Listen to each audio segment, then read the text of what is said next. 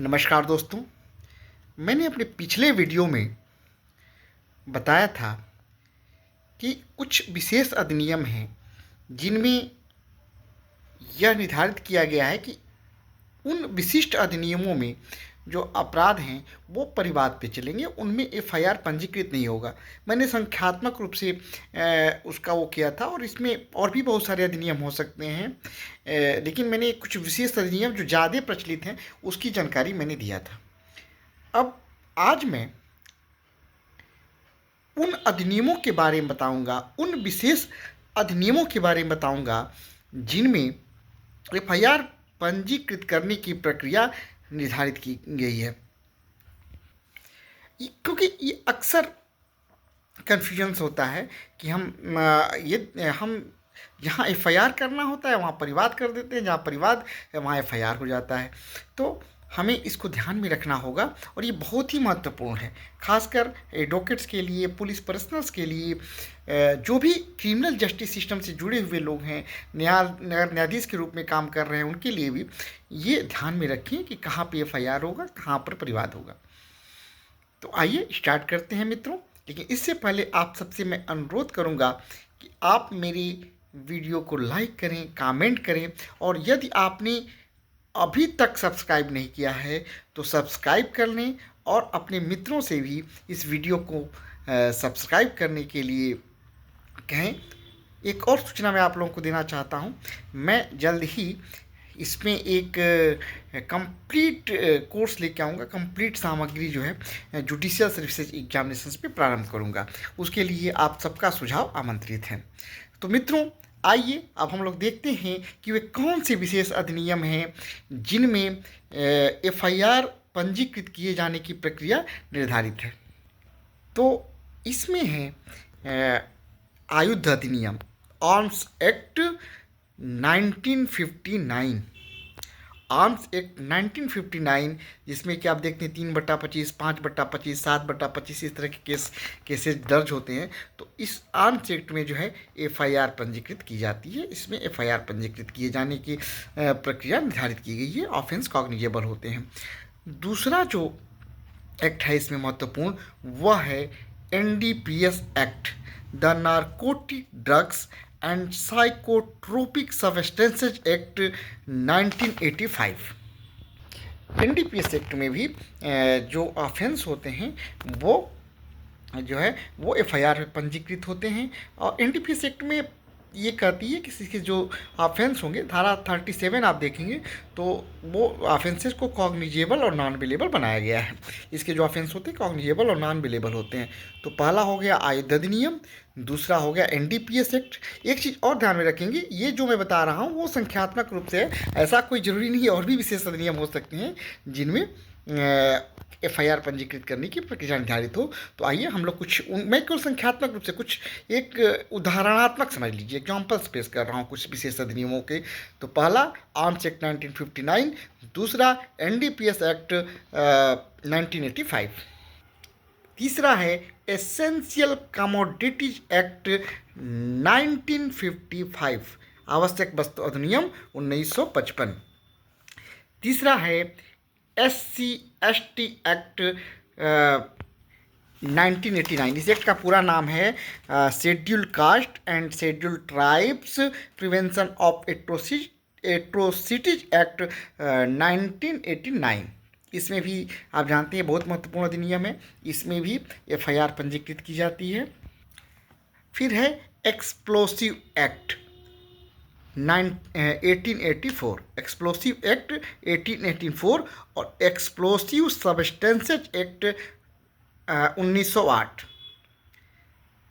विस्फोटक अधिनियम 1884 और विस्फोटक पदार्थ अधिनियम 1908, इन दोनों में एफआईआर पंजीकृत होती है। इसके अलावा juvenile justice care and protection of children act 2015, इसमें भी एफआईआर पंजीकृत होती है। फिर एक फेमस अधिनियम है POCSO act, protection of children from sexual offences act, protection of children from sexual offences act 2012, इसमें भी एफआईआर पंजीकृत होती है। इससे आप पॉक्सो एक्ट से आप सभी परिचित हैं। Criminal law amendment act 1932, criminal law amendment act 1932, इसमें भी एफआईआर पंजीकृत होती है। अगला जो अधिनियम है वो है काउ स्लॉटर एक्ट। जैसे आप जानते हैं सी एस एक्ट आप उसको कहते हैं, पूरा नाम है the Uttar Pradesh prevention of cow slaughter act 1955। इसमें भी होता है, एफआईआर पंजीकृत किया जाता है। इसके अलावा है प्रिवेंशन ऑफ करप्शन एक्ट 1988, भ्रष्टाचार निवारण अधिनियम, इसमें भी एफआईआर पंजीकृत होती है। Muslim women protection of rights of the protection of right on marriage act 2019, ये बहुत ही महत्वपूर्ण अधिनियम है जो आया था 2019 में। इसमें भी एफआईआर होती है। The Muslim women protections of rights on marriage act 2019, इसमें जो तीन तलाक जो कहा कि और वो कर दिया जाता है, इसको दंडनीय बनाया गया। आईटी एक्ट 2000, आईटी एक्ट बहुत ही महत्वपूर्ण अधिनियम है। सूचना प्रौद्योगिकी अधिनियम, इंफॉर्मेशन टेक्नोलॉजी एक्ट 2000, इसमें भी एफआईआर पंजीकृत होती है। Uttar Pradesh control of गुंडाज act 1970, इसमें 3 की वायलेशंस के लिए 3/10 लगता है, एफआईआर पंजीकृत होती है। Immoral trafficking act, immoral traffic prevention act 1955, इसमें भी एफआईआर इमोरल ट्रैफिक जो है प्रिवेंशन एक्ट 1956 का है, 1955 मैंने बोल दिया था तो मैंने इसके लिए वो किया, ये ध्यान रखिए। Immoral traffic prevention act 1956। United province excise act 1910, इसमें भी एफआईआर पंजीकृत होती है। द सिनेमेटोग्राफी एक्ट है, सिनेमेटोग्राफी एक्ट है, ये है 1952 का, इसमें भी एफआईआर पंजीकृत होती है। The prevention of cruelty, the prevention of cruelty to animal act 1960, the prevention of cruelty to the animal act 1960, इसमें भी एफआईआर पंजीकृत होती है। Public gambling act 1867, copyright act 1957, the prevention of damage of public property act 1984, जिसकी 2/3 आप देखते होंगे, 2/3 लोक संपत्ति क्षति निवारण अधिनियम में एफआईआर पंजीकृत होती है। तो लोक संपत्ति क्षति निवारण अधिनियम 1984 का है, इसमें भी एफआईआर पंजीकृत की जाती है। इसके अलावा इसका जो सेक्शन 4 है वो tribal by court of session है, ये भी ध्यान में रखिए। The representations of people act 1951, the unlawful activities prevention act 1967, the Uttar Pradesh protections of trees act 1976, the Uttar Pradesh ragging in educational institution act 2020, इसमें भी एफआईआर होती है। रैगिंग वगैरह जो होता है इसमें दंडनीय बनाया गया है, तो Uttar Pradesh ragging in educational institution act 2010 का है ये, तो इसमें भी एफआईआर पंजीकृत की जाती है। लोक प्रतिनिधित्व अधिनियम 1951, इसमें भी होता है। The representations of the people's act 1951, इसमें भी एफआईआर पंजीकृत की जाती है।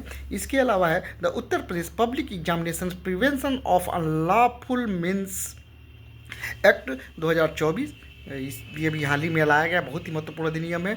इस परीक्षाओं में जो अनुचित व्यवहार किए जाते हैं, अनुचित साधन का प्रयोग किया जाता है, वो दंडनीय बनाया गया है।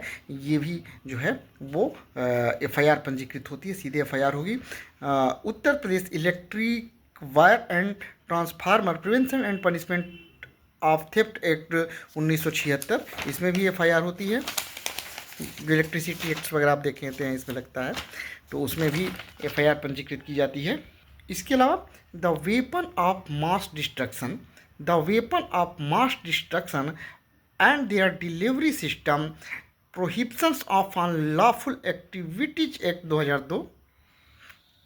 इसके अलावा the small coins offence act 1971, the religious institution prevention of Muslim act, religious institutions prevention of Muslim act 1988, the dowry prohibition act 1961, section 7(1)(b), first its own knowledge or a police report of the facts with constitute such offences. इसके अलावा the drugs and magic remedies objectionable advertisement act 1954, the prize chits and money circulation scheme banning act 1978, the places of worship special provision act 1991, indecent representations of women prohibition act 1986, बहुत ही महत्वपूर्ण वो है indecent representations of women prohibition act 1986। इसके अलावा the lotteries regulation act, lotteries regulation act 1998, passport act 1957 और the chit fund act 1982। ये जो है कुछ महत्वपूर्ण अधिनियम हैं जिनमें एफआईआर पंजीकृत की जाने की प्रक्रिया निर्धारित की गई है। लेकिन ध्यान रखने वाली बात है, ये जो सूची में बताया हूँ, जो कुछ अधिनियमों के बारे में बताया हूँ, ये अनंतिम नहीं है, बल्कि ये ज़्यादा जो प्रचलित हैं, जिसमें ज़्यादा एफआईआर होती हैं, ज़्यादा मामले आते हैं, मैंने उनका वर्णन किया है। और भी बहुत सारे ऐसे मामले हो सकते हैं। यदि आपकी जानकारी में ऐसे एक्ट्स हों जिसमें कि एफआईआर ही पंजीकृत हो सकती है, तो उसका उल्लेख कमेंट बॉक्स में जरूर करें। मुझे उम्मीद है कि जानकारी आप लोग को अच्छी लगी होगी। यह जानकारी अच्छी लगी तो वीडियो को लाइक करें, कमेंट्स करें, और यदि आपकी जानकारी में कोई भी एक्ट हो तो कमेंट में जरूर करें। धन्यवाद दोस्तों, नमस्कार।